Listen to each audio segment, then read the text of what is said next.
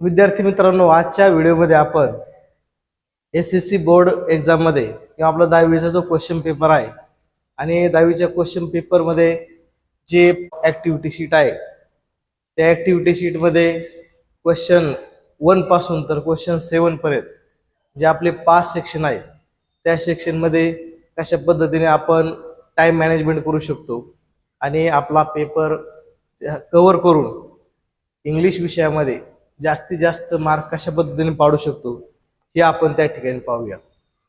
तर format of activity sheet and the time management. तर आपल्याला जो 3 तासाचा वेळ असतो पेपरसाठी त्या 3 तासामध्ये आपल्याला हे जे 5 सेक्शन आहेत ते 5 सेक्शन त्या ठिकाणी पूर्ण करायचे असतात.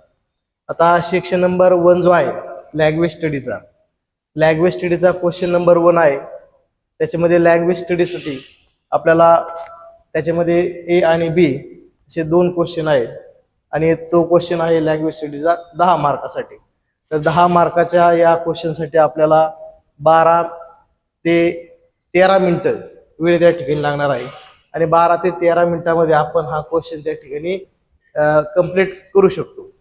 त्यानंतर सेक्शन नंबर 2 जो आहे तो आहे टेक्स्चुअल पॅसेज. त्याच्यामध्ये ए आणि बी आहे आणि तो आपल्याला आहे 20 मार्कासाठी. त्याच्यासाठी कमीत कमी आपल्याला ते 15 ते 30 मिनिटं वेळ त्या ठिकाणी लावू शकतो. त्यानंतर सेक्शन नंबर 3 जो आहे तो आहे पोएट्री सेक्शनचा. पोएम फॉर कॉम्प्रहेन्शन आणि पोएम फॉर ॲप्रिसिएशन यामध्ये आपल्याला त्या ठिकाणी 10 मार्काला त्या ठिकाणी हा क्वेश्चन विचारला जातो. त्यामध्ये पोएम फॉर कॉम्प्रहेन्शनसाठी 10 मिनिटं आणि ॲप्रिसिएशन ऑफ द पोएमसाठी 10 मिनिटं हा कालावधी आपल्याला त्या ठिकाणी असणार आहे.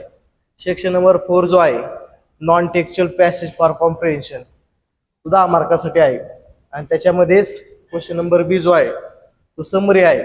समरी 5 मार्कासाठी आपल्याला विचारली जाते. तर हा जो क्वेश्चन आहे क्वेश्चन नंबर 4 हा आपल्याला त्या ठिकाणी 20 ते 25 मिनिटामध्ये त्याला वेळ त्या ठिकाणी दिलेला आहे. 10 मार्काच्या क्वेश्चनसाठी 20 मिनिटं आणि समरीसाठी 15 मिनिटं अशा पद्धतीने त्या ठिकाणी आपल्याला तो पूर्ण करायचा आहे. त्याच्यानंतर सेक्शन नंबर 5 जो आहे तो रायटिंग स्किलचा आहे. तो अतिशय महत्त्वाचा आपला टॉपिक आहे. त्याच्यामध्ये क्वेश्चन नंबर 5 मध्ये A letter writing, formal, informal, dialogue writing, information transfer, expand the theme, news report, develop the story अशा पद्धतीने एकूण त्या ठिकाणी 4 सब क्वेश्चन त्याच्या ठिकाणी विचारलेला आहे आणि त्याच्यासाठी वेळ आपल्याला त्या ठिकाणी 1 तास त्या ठिकाणी दिलेला आहे. 1 तासामध्ये हे रायटिंग स्किल जे आहे ते रायटिंग स्किल 20 मार्काला त्या ठिकाणी आहे. 20 मार्काचं रायटिंग स्किल आपलं पूर्ण झालं पाहिजे. त्यानंतर सेक्शन नंबर 6 जो आहे तो स्किल डेव्हलपमेंटचा आहे. म्हणजे ट्रान्सलेशन हा टॉपिक त्याच्यामध्ये विचारला जातो. ट्रान्सलेशन हा जो क्वेश्चन आहे सेक्शन क्वेश्चन नंबर 7 हा आपल्याला 5 मार्कासाठी विचारला जातो. अवघ्या 5 ते 7 मिनिटामध्ये हा क्वेश्चन त्या ठिकाणी होतो.